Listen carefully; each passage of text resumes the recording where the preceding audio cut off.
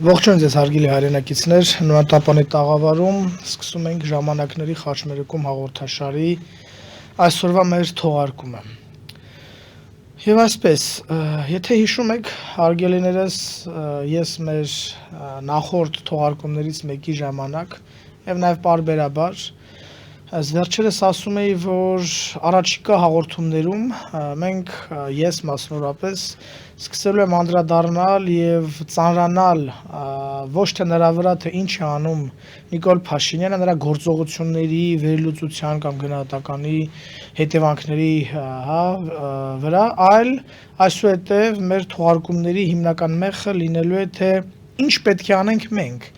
հայերս։ Ես հավատարիմ իմ այդ խոստմանը հիմա այս թողարկման ընթացքում եւ այսուհետ գլխավորապես ծանրանալու ենք այդ հարցադրումների, այդ հարցադրման վրա։ Միայն կուզեմ ավելացնել, որ ոչ միայն այլևս անիմաստ է, ապարդյուն է անդրադառնալ Նիկոլ Փաշինյանի արարքներին, քայլերին, նրա հետևանքների մեկնությանը, այն իմաստով, որ այդտեղ ամեն ինչ այլևս պարզ է, այլ այդ նույնը վերաբերում է նաև Հայաստանում գործող իշխանական քաղաքական համակարգի մյուս դերակատարներին, դիմադիր, ընդդիմադիր, տիտղոսային ընդդիմություն եւ այլն։ Քաղաքական համակարգ, որը Հայաստանում ձևավորվել է 90-ական թվականների սկզբին, 90 թվականից կարող ենք ասել սկսած, բյուրեղացել է 95 թվականով եւ այնուհետեւ ավելի կարծրացել է։ Այդ համակարգի բոլոր դերակատարների նախկին, ներկա, ճակերտավոր, որտեղ այդպիսի բան իրականում չկա, բոլորի գործունեությանը այլևս անդրադառնալը անիմաստ է, ապարդյուն է այն իմաստով, որ այդտեղ ամեն ինչ պարզ է։ Եվ մեկ անգամ եւս, այսպես ամփոփ ասենք, թե ինչումն է բանը։ Ուրեմն 90-ական թվականների սկզբից Հայաստանում ձևավորված իշխանական եւ նաեւ քաղաքական համակարգը, մասնավորապես իշխանական համակարգը, եղել է եւ է ապազգային, հակահայկական եւ ամենակարևորը օտարահպատակ օտարների շահերը սպասարկող։ Որպես կանոն այդ օտարները նաեւ մեծ թշնամիներն են, մասնավորապես դա ռուս-թուրքական դաշինքն է,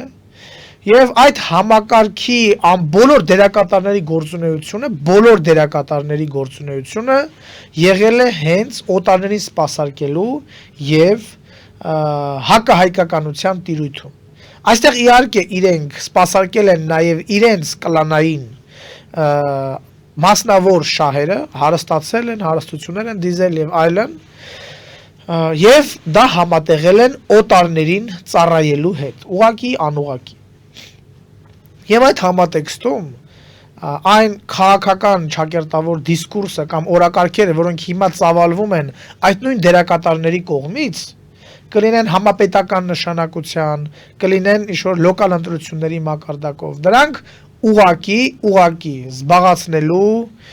հայությանը շեղելու առաջնային նպատակ ունեն։ Իրենք նաև իրենց մեջ լուծում են բարիքները կիսելու խնդիրը, թե ում ավելի շատ բաժին կհասնի հայկականությանը վաճառելու արդյունքում, հայկականությունը, հայկական հողերը վաճառելու արդյունքում ստացված եկամուտները, բարիքները, դա բնականաբար այդ վեճը իրենց մեջ գզվրտոցը կա, բայց որպես հայկականության համար լուծում, հայկական հարցերի լուծում, այդ օրակարգերը ունեն 0 նշանակություն եւ մինուս բացասական նշան։ Եթե հիմա նայենք, ապա կտեսնենք, որ բոլոր հիմնական կարևոր դերակատարները, որոնք այսօր գործունեություն են ծավալում, իրենք ունեն հենց համակարգային ծնունդ։ Մեկին, չգիտեմ, սնել են նախկինում Հայաստանում իշխող վարչակարգերը, կամ այսօրվա Նիկոլ Փաշինյանի վարչակարգից դուրս են եկել ինչ-որ նախկին իշխանավորներ, նախարարներ, ուժային կառույցի ղեկավարներ, ստեղծել են կուսակցություններ եւ հիմա վարում են ընդդիմադիր քաղաքական իբրև թե ճակերտավոր գործունեություն։ Բնականաբար հենց այս ամենի մասին է խոսքը, որ դա ունի 0 նշանակություն հայկականության հարցերի լուծման տեսանկյունից եւ դա դեռ ավելին միտված է այս հակահայկական համակարգը պահպանելուն օտարի շահերին սպասարկու այս օտարահպատակ համակարգի վերարտադրությանը։ Եվ հետևաբար լուծումը պետք է գա, լուծումը պետք է լինի արտահամակարգային ուժերից, արտահամակարգային գաղափարներից եւ արտահամակարգային անհատներից։ Եվ հաջորդ հարց այստեղ որ գալիս է եւ ինչին միտված է մեր այսօրվա թողարկումը, արդյոք կան այդպիսի արտահամակարգային ուժեր, անհատներ, խմբեր, եւ եթե կան, ապա ինչպես նրանց համախմբել, միաբանել եւ այդ համախմբման միաբանման ընթացքում ինչպես խուսափել համակարգի կողմից ներդրված ականներից, ովքեր կգան, կներկայանան իբրև արտահամակարգային մոտեցումներ ունեցողներ, բայց իրականում կլինեն համակարգի որևէ մի ուժի կողմից ծնված, սնված եւ միտումնավոր արտահամակարգային իրական ազգային ուժերի դաշտում ներդրվածներ։ Ահա հիմնական խնդիրը, որ մենք ունենք այսօր, մենք նկատի ունեմ նրանք, ովքեր որ հասկանում են այս ամենը եւ ուզում են ի վերջո վերջ դնել այս 30 եւ ավել տարիների, եթե կուզեք 100 եւ ավել տարիների հակահայկականության։ Եվ այսպես, եթե իսկապես այդպիսի արտահամակարգային ու կան այդպիսի արտահամակարգային բնականաբար խմբեր, անհատներ, մասնավորապես միգուցե նաեւ ուժեր։ Եվ այդ համատեքստում, որպեսզի մենք տարբերենք իրոք նրանք իրենց մղումներում, միտումներում անկեղծ են, մենք որոշակի, այսպես ասենք, սկզբունքներ, կուզեք կարմիր գծեր մշակենք եւ դնենք քննարկման։ Եվ մենք, որպես ազգային օրակարգ քաղաքական ուժ, կուսակցություն, հանդես են գալու նման հայտարարությամբ, որտեղ հստակ նշելու ենք այս սկզբունքները, կարմիր գծերը, որոնց շուրջ փորձելու ենք, սկսելու ենք ավելի շուտ դիսկուրս եւ օրակարգեր գեներացնելը։ Դա նպատակ ունի հասնել նրան, որ հայկականության տիրույթում, հայկական մեդիայում ի վերջո եւ ցանկացած հայի համար խոսակցության նյութ լինի ոչ թե ով է վաճառել Արցախը, իրանք են վաճառել, հիմա գցում են այս մեկի գրպանը, չգիտեմ, սրանք թալանչի են, նրանք են թալանչի, չէ դուք ավելի եք թալանչի, դու ռուսի գործակալ ես, չէ դու թուրքի գործակալ ես, որպեսզի այս ամեն ինչից դուրս գանք, այդպեսի մի անեկդոտ կա, որ ասում է մի վիճեք, երկուսդ էլ ճիշտ եք, երկուսդ էլ իրավացի եք, եւ այդ ամենից դուրս, այդ ոչ միտեղ չտանող դիսկուրսից դուրս ծավալվեն իրական հայկական օրակարգեր։ Եվ այդ իրական հայկական օրակարգերը պետք է լինեն ըստ մեզ հետևյալ հարցերի շուրջ։ Ես հիմա ընդհանրական կտամ այդ սկզբունքները եւ այդ առումով կխնդրեմ մեզ դիտողներին լինել շատ ակտիվ եւ արտահայտել իրենց կարծիքը, իրենց դիրքորոշումը հեսա հնչեցվող այս սկզբունքների վերաբերյալ եւ այնպիսի մարդիկ, անհատներ, ուժեր, խմբեր, ովքեր որ այս սկզբունքների, որոնք ես հիմա կհնչեցնեմ եւ որոնց վերաբերյալ մենք առաջիկայում հանդես կգանք հայտարարությամբ, պաշտոնական, մենք բաց ենք եւ շատ ուրախ կլինենք այդ ամեն ինչի վերաբերյալ դիսկուրս օրակարգեր ծավալելուն եւ այնպես որ նրանք ովքեր համաձայն կլինեն, դիտարկումներ կունենան այդ ամենի հետ, խնդրեմ մենք պատրաստ ենք եւ միշտ էլ պատրաստ ենք եղել։ Եվ այսպես, առաջինը, այն ուժերը, ովքեր իսկապես իրենց համարում են օտարապատակ համակարգից դուրս,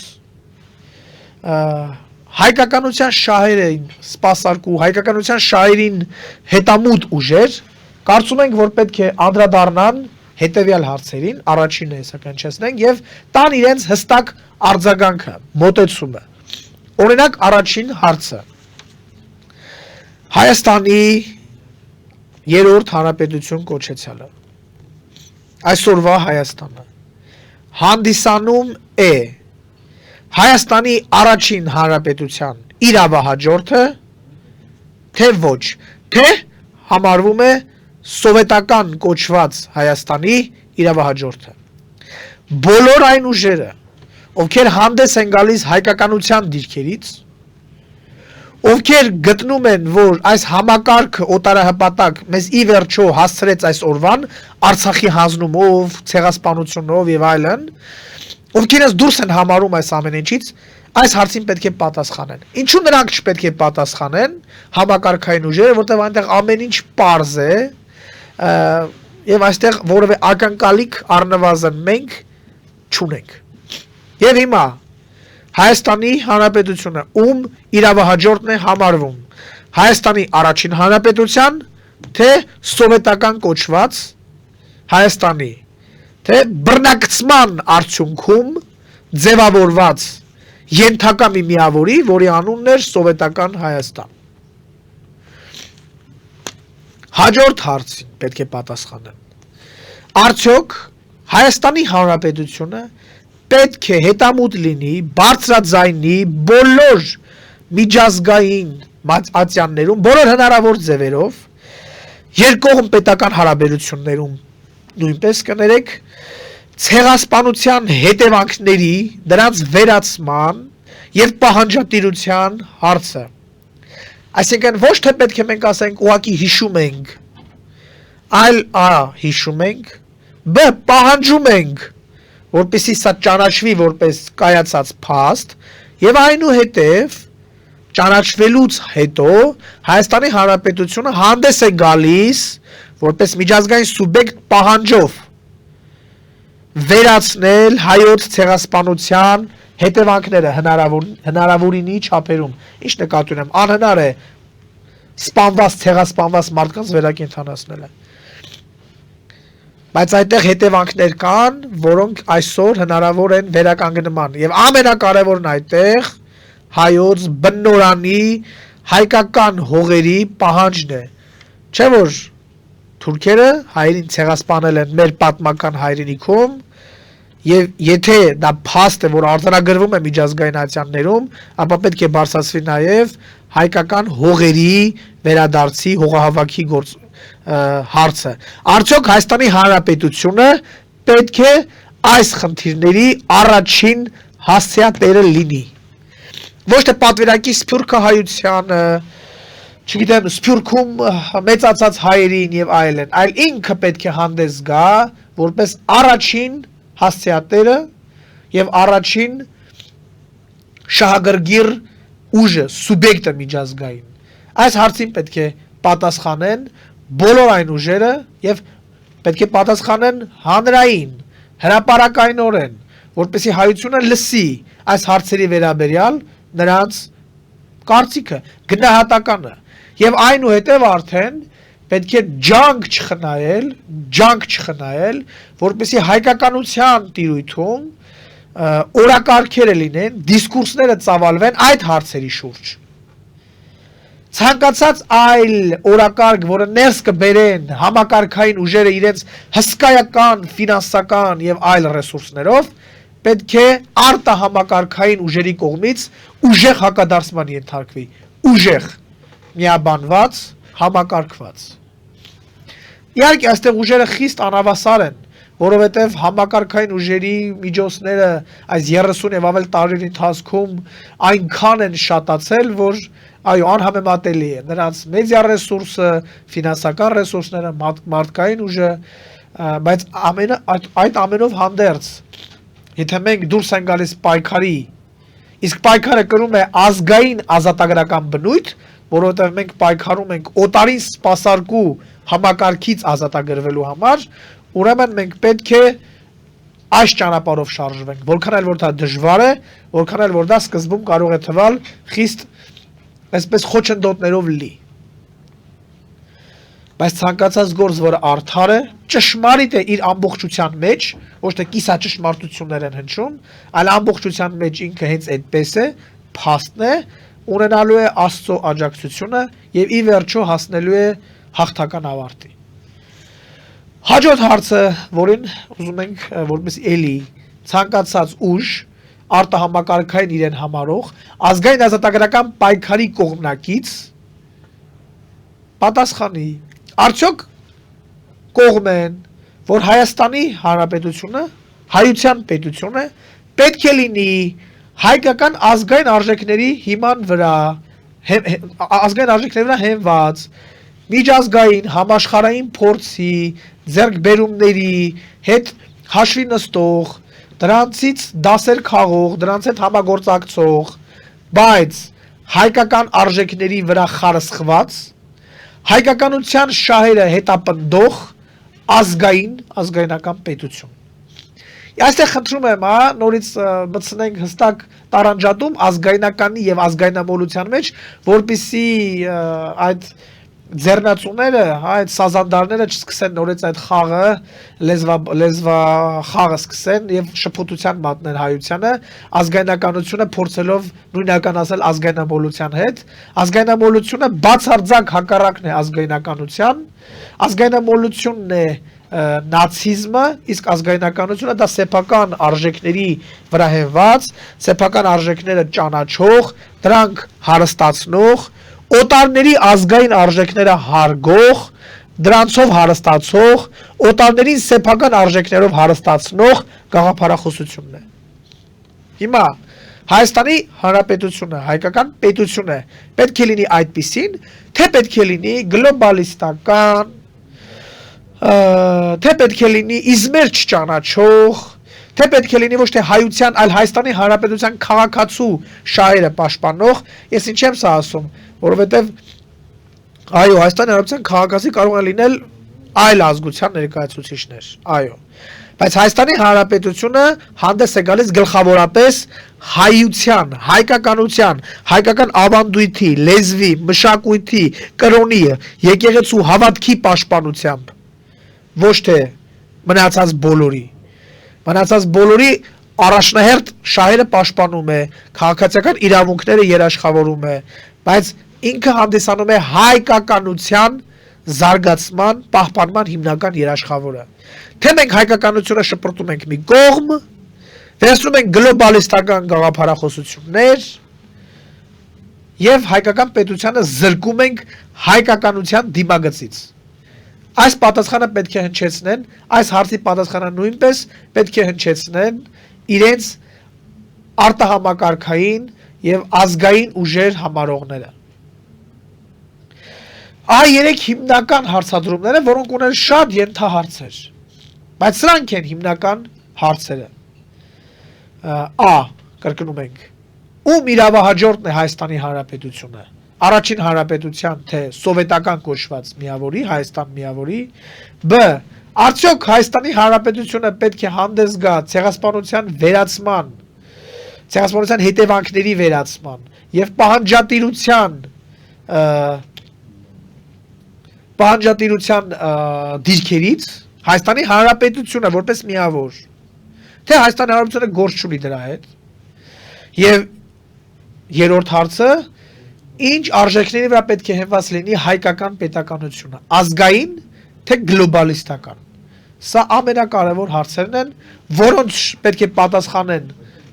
ինչպես ասացի արդեն, այդպիսին իրենց համարող ուժերը եւ որոնց շուրջ պետք է ծավալվի օրակարգերը, դիսկուրսը։ Օրինակ, մի քանի ենթահարցեր էլ, այսպես առանձնացրած նշենք, որոնք նույնպես կարևոր են, որպեսզի պատասխան հնչեցնեն այդ ուժերը։ Առաջինը ենթահարց։ Արդյոք Արցախի խնդիրը հայկական հարցի մի բաղկացուցիչ մասը չէր եւ չէ։ Թե հայկական Արցախի հարցը դա ազգերի ինքնորոշման խնդիր է։ Հարց։ Տեսեք նորից, համակարգային ուժերի մեջ մտնող բոլոր ուժերի, համակարգի մեջ մտնող բոլոր ուժերի պատասխանն այստեղ պարզ է։ Չէ, միջև օրս էլ այդ ուժերը եւ նրանց սատելիտ ուժերը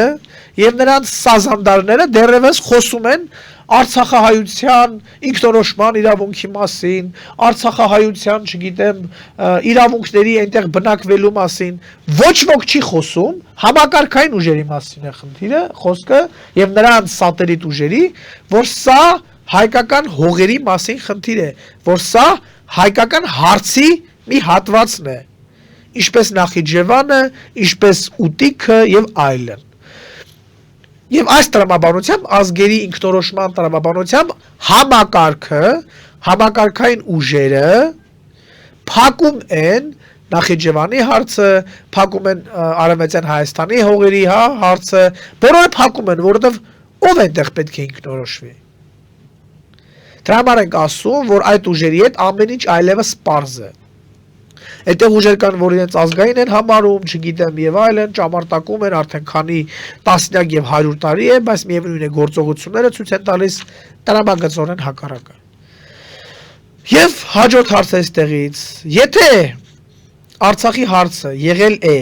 եւ հայկական հարցի մի բաղկացուցիչ մասը, ապա ինչու շեղվեց 90-ականների սկզբին։ Ապա ինչու ՀՇ-ի 1989 թվականի նոյեմբերի 4-ից 11-ի հիմնադիր համագումարի ժամանակ Լևոն Տեր-Պետրոսյանը, Հայաստանի երրորդ հանրապետության առաջին նախագահ համարվողը, հայտարարեց, որ թեպետ Արցախը հայկական հարցի մի մասն է, բայց պետք է այն շեղենք հիմա, դուրս բերենք հայկական հարցի տրամաբանությունից։ Ինչու։ Պատասխանել է պետք է այս հարցին։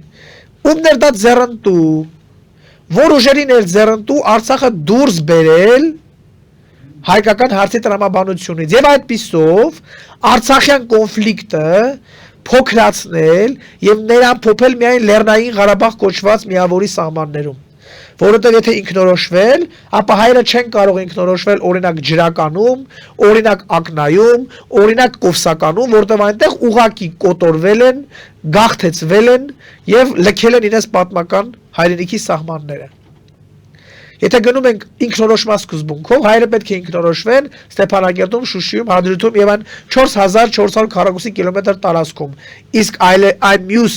տարածքներում Արցախի, մասնավորապես Դաշտային Արցախի, հայերը չեն կարող ինքնորոշվել, որտեղ հայ չի ապրում այնտեղ։ Կրկնեմ, ինչպես Նախիջևանում, ինչպես Գանձակում, ինչպես Արևմտյան Հայաստանում։ Հիմա հարց. ում շահերից է սա բխել եւ բխում։ Որ պետությունների, որ երկրների շահերից էր բխում այս քայլերը, որոնք արվեցին 90 թվականի հետ սկզբին, նույնիսկ արդեն ասացի 1989 թվականի նոյեմբերի 4-ից 11-ը պաշտոնապես դա բարձրաձայնվեց եւ միջև օրս Հայաստանի Հանրապետությունում իշխած բոլոր վարչակարգերը անխտիր եղել են այս թեզի կրողները, իրար ինչ ասես չեն ասել, Լևոն Տեր-Պետրոսյանին ինչու ասես չեն մեղադրել, բայց այդ դեպքում մի տրամաբանական հարցի չեն պատասխանել, որտեղ երևի չի բարձրաձայնվել, որտեղ լրատվական դաշտում այդ հարցը նրանց չեն տալիս որպես կանոն։ Բայց Լևոն Տեր-Պետրոսյանը այդպիսի վատն է։ Ինչու եք շարունակում նրա կողմից առաջ քաշված ինքնորոշման սկզբունքը։ Ինչու միավորման պակտը, որը արդեն իբրև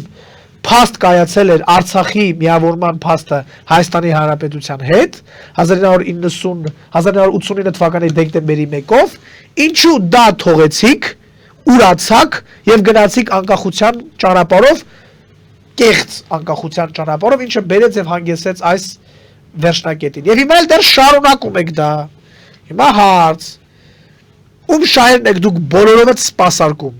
ներքին գզվորտոցով հանդերձ, որի հիմնական նպատակը